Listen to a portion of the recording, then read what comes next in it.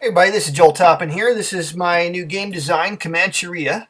And this is the second video that I'm doing here with the latest rules. Call it mid-March 2015. And the game is getting very, very close to being ready for print, man. It's just about done. So I want to show you a little bit more about how the game works. In the first video, I showed you a take actions operation and gave you a little tour of the game. What I'm going to do here then is pick up right where we left off. So we went ahead and we did the war column phase here in the sequence of play. And if it wasn't clear in the first video, the sequence of play is easy. You do the war columns first, and then you have to select an operation, then you do an operation, then you do the cleanup phase. So what we're going to do here is we've already done the war column phase, and that caused one war column to begin moving here in the south, and caused a battle up here between a war column in the north that looked scarier than it proved to be because of the strength of our bands and the presence of having firearms. So what I'm going to do now is the operation selection phase. Because the operations marker here is at the bottom of the operations track, we are compelled to do passage of time. So I really don't get a choice here. And so let's do it passage of time. This is the most involved operation in the game, but we've come up with really great charts with the game that walk you right through it. It's very easy. So it looks like there's a lot happening here, but the way the charts work, it's real easy. In fact, we're trying to make the game so you can pretty much play from the charts, which is like a fold-out set of charts, and just about everything that you need to play the game is going to be on those two charts. So, all right, so looking at this, the first thing we do is we mark all of our bands as unfinished. So we go ahead and do that here. Then we can spend resource counters from an in-play rancheria in order to create new band counters.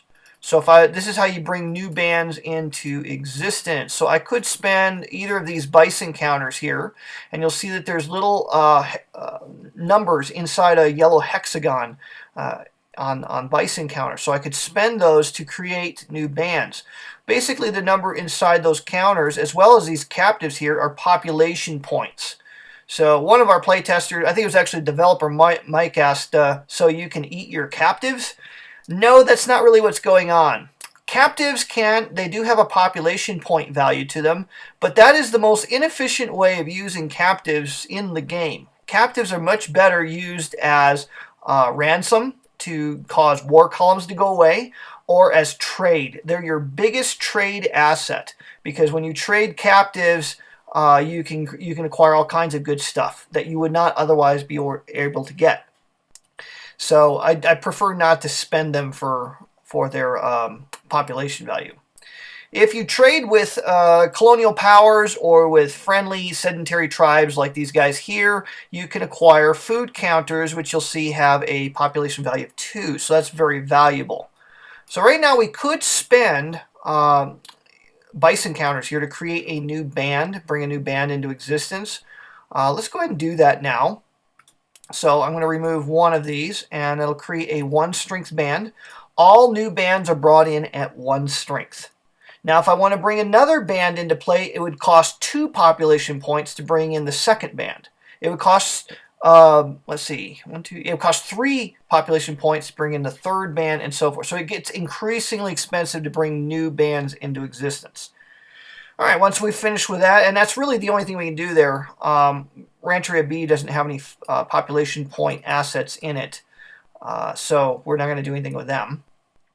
All right, next thing we do is we can strengthen our existing bands.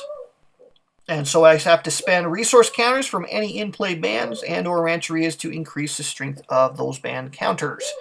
It is conceivable I could have a band just sitting out here in open space like this. And if that was an understrength band, like a 1-strength band, I could spend a bison that he had in his possession to increase him to a 2-strength band. But in order to increase the strength of a band, you have to spend the resource counters have to come from where the band is. So what I'm going to do here is I'm going to spend this bison to increase our new 1-strength band and turn him into a 2-strength band.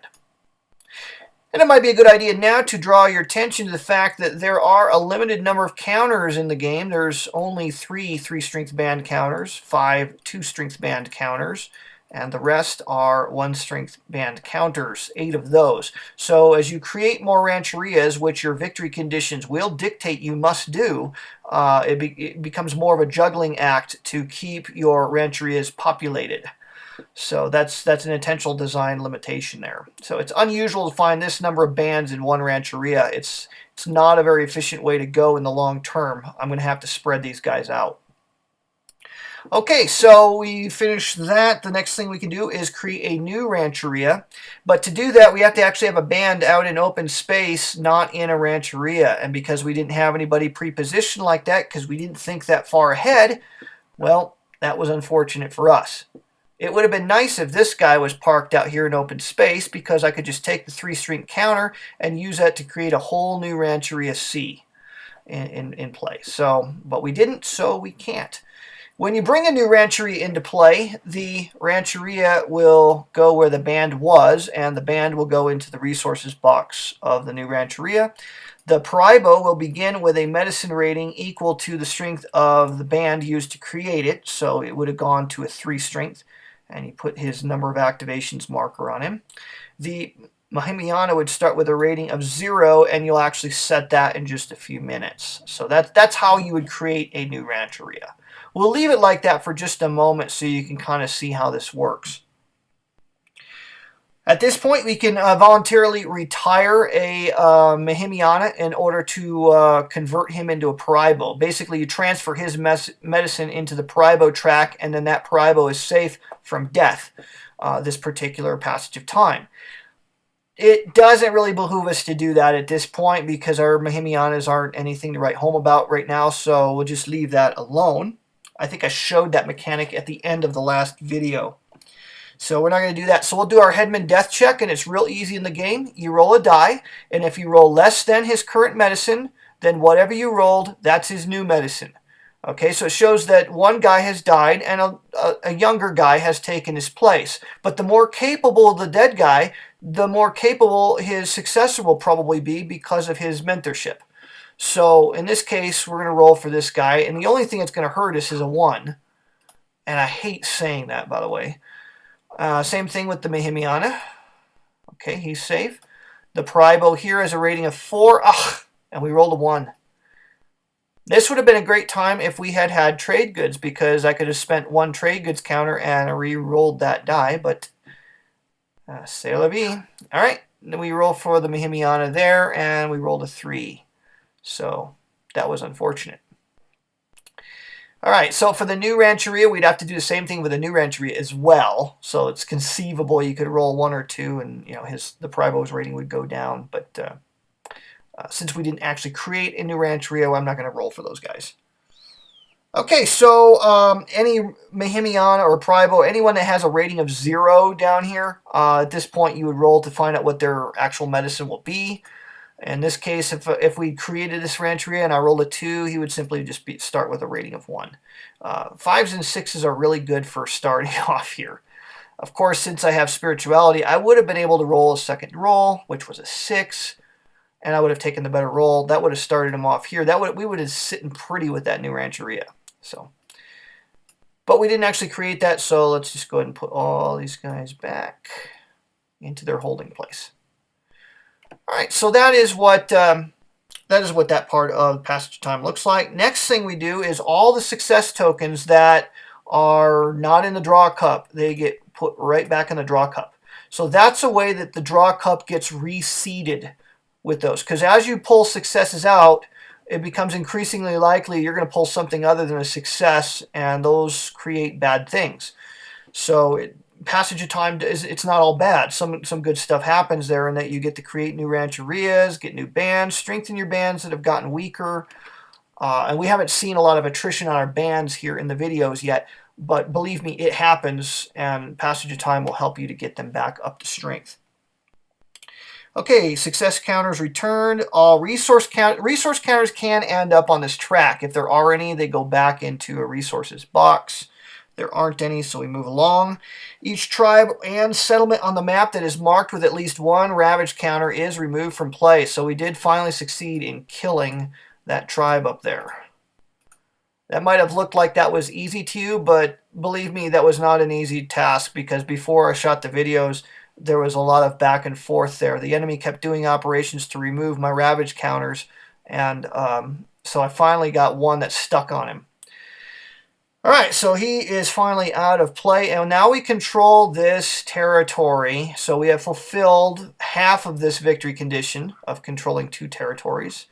So we can start focusing on perhaps Llano Estacado or Brazos, Colorado, try to eliminate some of the opposition down there. Next thing we do is for each peace and or ally counter that's in a map space, peace counters end up in square spaces to show peace with the colonial power. Ally counters show up on tribe counters to show that they're your ally. But during passage of time, there's a chance that the alliance breaks down. So we got to roll to find out if these things end. If the die roll is greater than the AP cost, the counter gets returned to the topmost empty space on its column of the enemy instruction display. So for this one here, only a 6 will screw us up. And we rolled a 2, so we are safe. He stays in play. All right, next thing we do is we repopulate the bison population. You can overhunt in the game. And in fact, the Comanche, historically, they were overhunting before the white hunters began to decimate the bison herds. It's been proven that the Plains tribes were indeed overhunting. It was just that the white population that began to come in and slaughter the bison, they greatly accelerated a process that had been underway for about 50 years. So in this case, we have to be careful about overhunting, and the game does reward that. What we're going to do here is we roll a single die. We roll a 1, and so we select that territory, and if there is an empty space in that territory, we take a bison counter from stock, and we place it into any empty space of our choosing. Why any space of our choosing? It just shows that the bison are going to go to places, and typically the Comanche are going to be near where the bison herds are. It's just a really simple way of modeling something. You could get really complicated with it, but this mechanic works wonderfully. Now, what would have happened if we rolled a 3, like for the Llano Estacado? Let's just imagine Llano Estacado had no empty spaces in it. If there's no empty space to receive a bison counter, then what you do instead is you remove a bison counter from that territory, from any space of your choice, and you can put it into any other empty space of your choice. And that just models the migration of the herds to where they historically were. So you got bison down here, which is kind of historically outside of the range. So don't take it too literally. The bison also represent deer, antelope, and other huntable animals. Okay. We would repeat this process for every empty space in the development card slots up here. But because we never took any of these cards out of play, we don't get to repeat that process. So there's another benefit to during a planning operation, spending action points to remove some of the cards, if the card allows it, from these slots. So we don't get to repeat this process. Next, we discard. All of these cards get discarded, and if there's any removed effect, some cards have an effect if you remove it from play, then you would trigger it. There aren't any, so these all get discarded, and 3 new ones get revealed one at a time from the deck. Whoopsie. Just meant to flip it over. There we go. All right, this one. Oh, no. So we're starting off really good here. Juan Batista de Anza.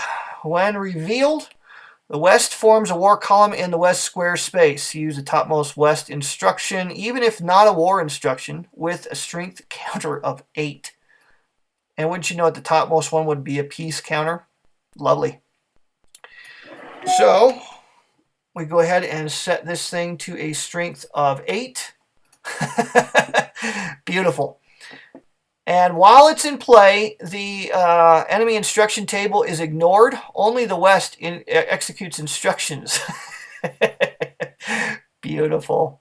So we go ahead and just slide all these up here.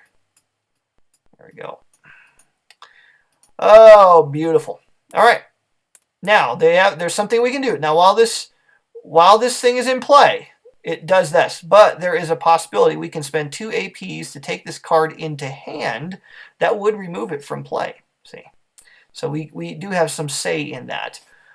The reason you don't want to have it in play is because every piece and every war instruction gets resolved on here is going to cause this thing to move outside of the war column phase. So that would behoove us to spend the 2 APs, get that in our hand. Of course, you got to get 2 APs to bring it into your hand, so I see just rough choices up ahead. Next card gets revealed. What do we got here? The San Saba mission. When revealed, the South subjugates one tribe per the normal rules, even if there's ravage counters in play. So how does subjugation work? What you do is the active enemy, which is the South here, will select a tribe nearest to one of the active enemy's enemy spaces. All right, so it's the nearest tribe to an active enemy space. This is an enemy space. This is an enemy space here, obviously. The nearest one is going to be this guy here, so the choice is very easy. This is the one that gets removed. If there's multiple ones and they're equidistant to one another, you're going to use the space that has the lowest number in the teepee at the top of the space. And I don't know if you noticed that in the artwork, that the spaces are now little war shields with a teepee on top with a number inside it. So we'll go ahead and remove this one from play. And also the subjugate will only use the color-coded line connections. So the South would never subjugate, say, into this space because there's no color-coded green connection between. So it's going to remove from here. Next thing the card does is the card says the South then places an available settlement into the subjugated space. So the history behind the card is kind of up here at the top. So it says the Lipan Apaches invite Spanish to build a mission and presidio in basically on the border with the Comanches is what happened historically. So the Spanish kind of got suckered into building a fort and a mission in a very bad place. Didn't work out well for them. So let me move the war column off so it doesn't stick together. Okay. The history of Juan Bautista de Anza is this. In 1779, Governor de Anza embarked on a campaign that led to one of the Comanches' greatest defeats. So, as you can see, this this is no good. Okay, that puts a dent in our plans. This card here, then at the end it says discard this card and do not draw another in its place. So that will be good for replenishing the bison population during the next passage of time. Third card gets revealed, and it is Mounted Society. The Comanches shift from partially mounted to fully mounted society. We can take this into our hand by spending 2 APs during a planning operation. We can play it from hand to move a rancheria. Ordinarily, you only can move rancherias during planning, but this card would allow you to do that. And then after you play this card, you can spend another AP to return it back to your hand. So this could give us great mobility if we could take that into hand. Currently, and there's no hand size in the game. And I should also mention culture cards are not in hand per se. Once you bought them, they stay in play and forever. But cards that you take from here, you have to play them from your hand. Sometimes it'll say you can bring it back into your hand, but you got to be careful because each deck has a card in here that when it's revealed will wipe out all the cards that you've been saving. So it's kind of a press your luck thing that goes on with that. Okay, so that has all been taken care of. Next, the last thing we do now is we are going to be given the opportunity to spend culture points to purchase a card up here. And we have a number of choices. We only have one military point left. We have 2 culture points.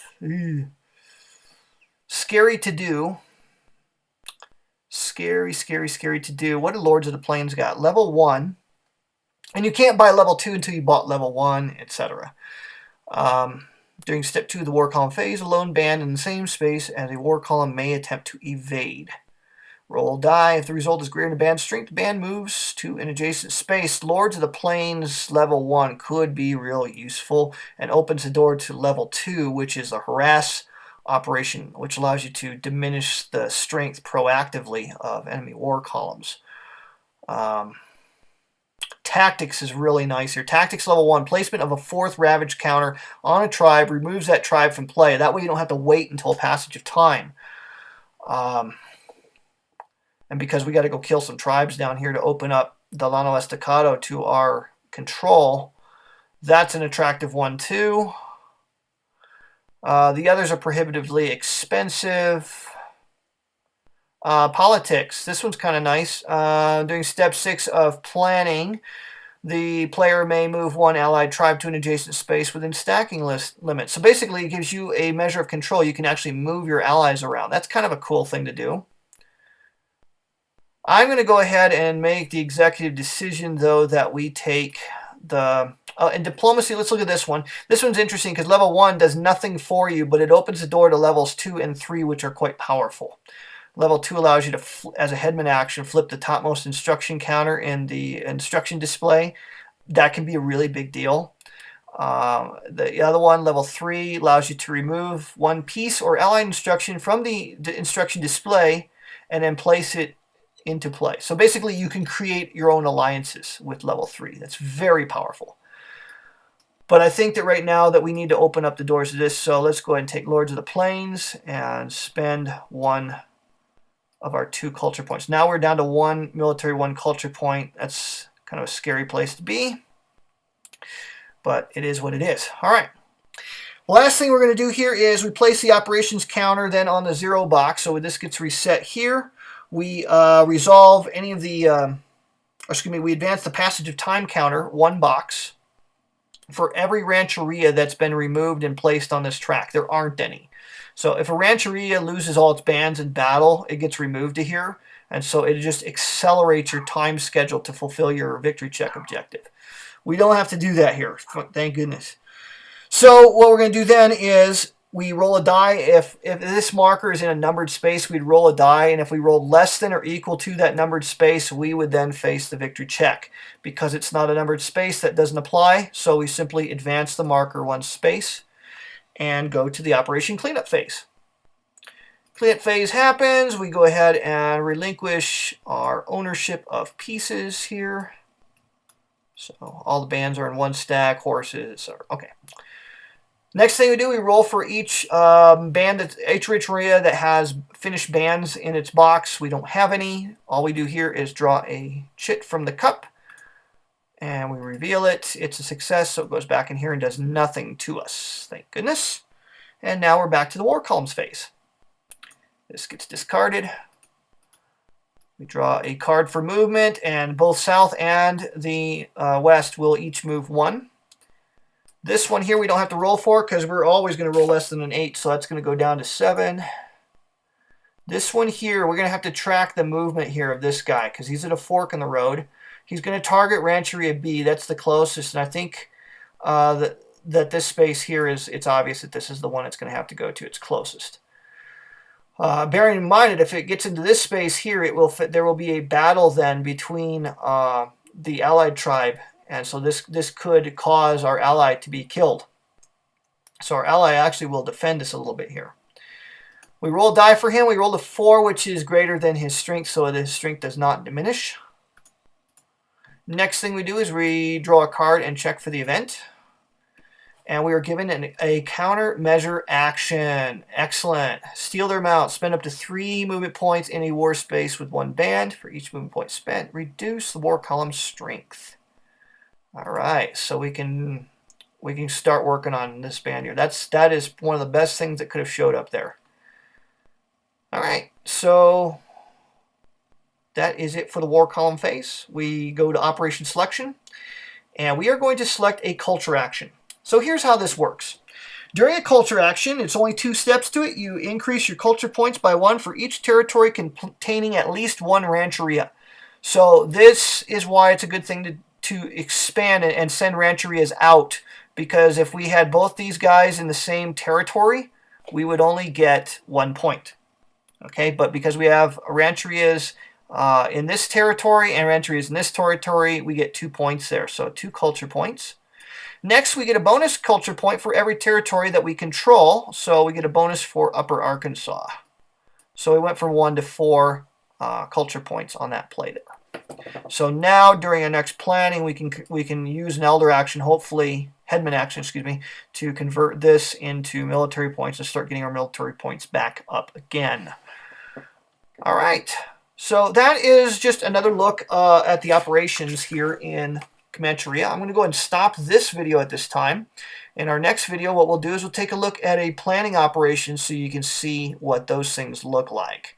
So I'm Joel Toppin. Thank you for watching.